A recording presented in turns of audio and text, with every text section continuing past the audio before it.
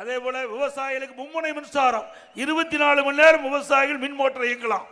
இப்போ தடை செஞ்சுட்டாங்க. மும்முனை மின்சாரம் ஷிப்ட் வாரியா தான் கொடுக்கிறாங்க. இரவுல மும்முனை மின்சாரம் கொடுத்தா விவசாயிகள் எப்படி அவர்கள் நீர் பாய்ச்ச முடியும்? அப்படி வேளாண் நிலத்துக்கு மீண்டும் அதிமுக ஆட்சி மலர்ந்தவுடன் தொடர்ந்து மும்முனை மின்சாரம் 24 மணி நேரம் விவசாயிகளுக்கு கொடுக்கப்படும்.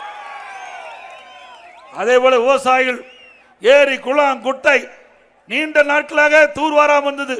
அதையெல்லாம் குடிமராமத்து திட்டத்தில் தூர்வாரி ஏரிகள் ஆழப்படுத்தப்பட்டது, குளங்கள் ஆழப்படுத்தப்பட்டது.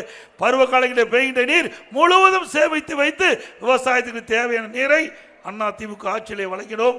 அதே போல அந்த வண்டனன் விவசாயிகளுக்கு இலவசமாக கொடுத்தோம். இப்படி அற்புதமான திட்டம்.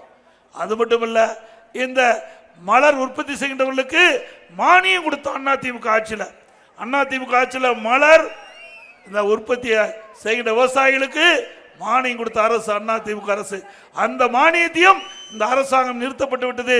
மீண்டும் உங்களுடைய பேராதரோடு அதிமுக ஆட்சி அமைந்தவுடன் இந்த ஏற்கனவே அனைத்து இந்திய அண்ணா திராவிட முன்னேற்ற கழக ஆட்சியிலே இந்த மலர் உற்பத்தி செய்கின்ற விவசாயிகளுக்கு கொடுக்கப்பட்ட மானியம் தொடர்ந்து வழங்கப்படும் என்ற செய்தி இந்த நேரத்தில் தெரிவிக்கிறேன். அது மட்டுமல்ல, மலர் அதிகமாக உற்பத்தி செய்கின்றார்கள் இந்த பகுதியில். இந்த உற்பத்தி செய்யப்பட்ட மலர்கள் எல்லாம் பெங்களூரில் கொண்டு போய் தான் விற்பனை செய்கிறாங்க.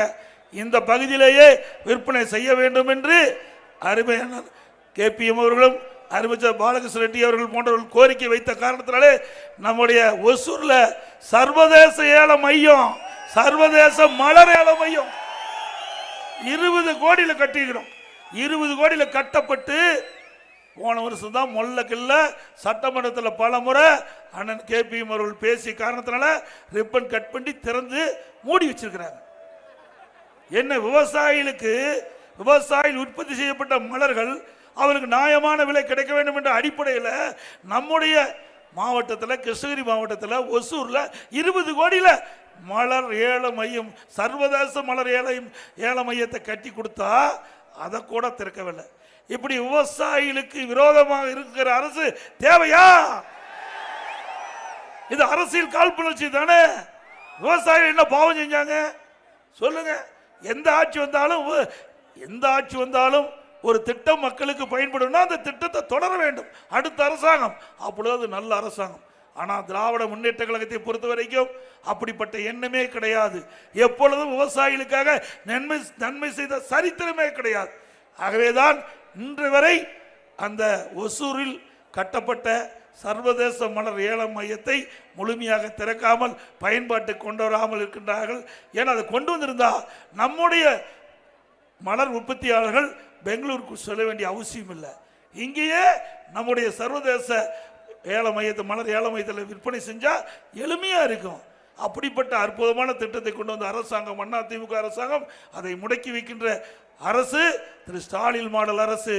ஆகவே மீண்டும் அனைத்து இந்திய அண்ணா திராவிட முன்னேற்ற கழக அரசு உங்களால் தேர்ந்தெடுக்கப்பட்டு வந்த பிறகு இந்த அற்புதமான சர்வதேச மலர் ஏல மையத்தை திறந்து நம் விவசாயிகளுக்கு பயன்பாட்டு கொண்டு வரப்படும். பிளே ஸ்டோர் மற்றும் ஆப் ஸ்டோரில் இருந்து பாலிமர் செயலியை QR கோடு மூலம் பதிவிறக்கம் செய்யுங்கள். செய்திகளை உடனுக்குடன் பெறுங்கள்.